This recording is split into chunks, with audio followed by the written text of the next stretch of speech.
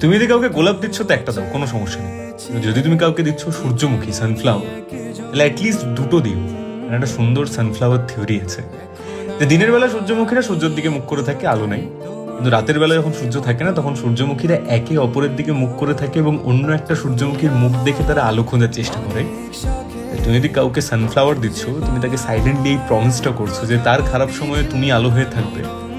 তোমার কালো সময়ে তুমি তার মুখের হাসি দেখে আলো খুঁজে নেবে। যে অন্ধ সময়ে মারলেও কি তোমায় ঘিরে থাকবো ঠিক, মন খারাপের দুর্গে আমার তোমার হাসি হামলা দিক, শীতের চাদর ঘুমের আদর সবই শুধু তোমার নাম, তোমায় ছাড়া একলা রাতে মন খারাপের ভীষণ দাম, তোমার আমি আমার তুমি এই ধারাতেই ছুটবে সব, তোমায় পেলে কোলাহলের মন পাখিরা সব নীরব, জটিল ধাঁধা ফেলবো মুছে, সহজ সরল প্রেমের দল, যেমন আছি তেমনি হয়ে থাকবো আমি অবিকল, স্বপ্নে তোমার আধার এলে আলোর দেশে খুঁজবো ঘর, তুমি শুধু আপন হবে বাকি সবাই বেজায় পর, তাই সূর্যমুখীর আদর দেব গোলাপ দেওয়ার যুগ এলে, অন্ধকারে আলো হয়ে থাকবো তুমি ভয় পেলে। তাই সানফ্লাওয়ার দেওয়াটা না গোলাপ দেওয়ার মতো একটু ইজি না, সানফ্লাওয়ার দেওয়াটা একটা প্রমিস।